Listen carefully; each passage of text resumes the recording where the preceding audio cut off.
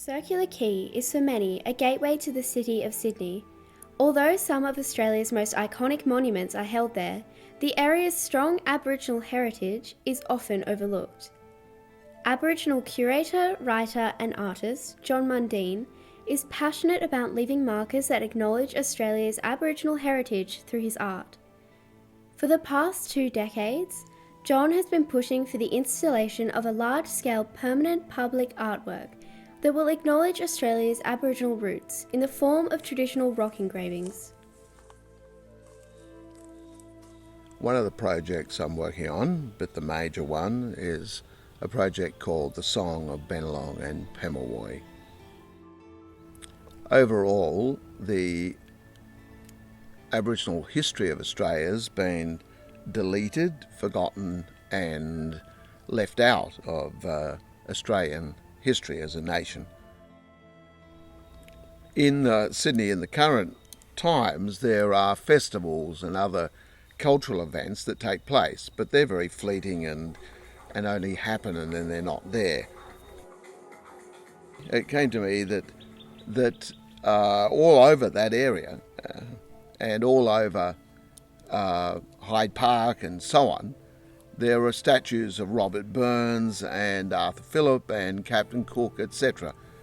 But you won't find any statues to Aboriginal people, any monuments to Aboriginal people in that area.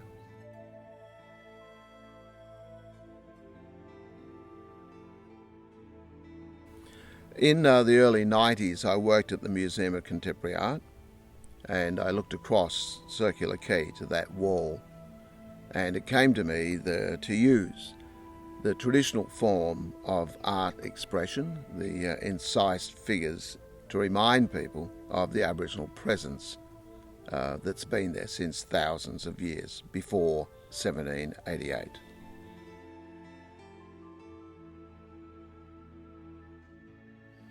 These figures are all over the Sydney Basin, and in fact they're most probably they are in the most public places, such as Bondi Beach. There are rock engravings on both North and South Headland, in Coogee and in La Perouse.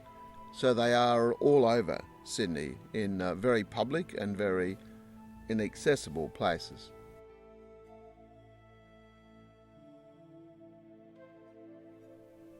The carvings will represent 2 male figures, Bennelong and Pemulwuy, Aboriginal personalities who had significant interaction with white settlers during colonisation. While Bennelong accommodated the settlers, Pemulwuy led resistance against them. Bennelong is accompanied by a figure of a whale shark, the animal with which he shares his name in his original language. Pemulwuy is accompanied by a kangaroo, in the same way as he was depicted in the original carving by Aboriginal artist Bobby Sims. All artwork has its own critical mass and dimensions to give it integrity.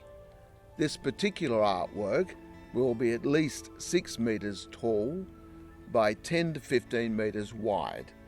You'll be able to see it from across the quay, and as you approach, the scale will be bigger as you approach, and that will add to the power of the figures, the personalities and the totems that they are invested with.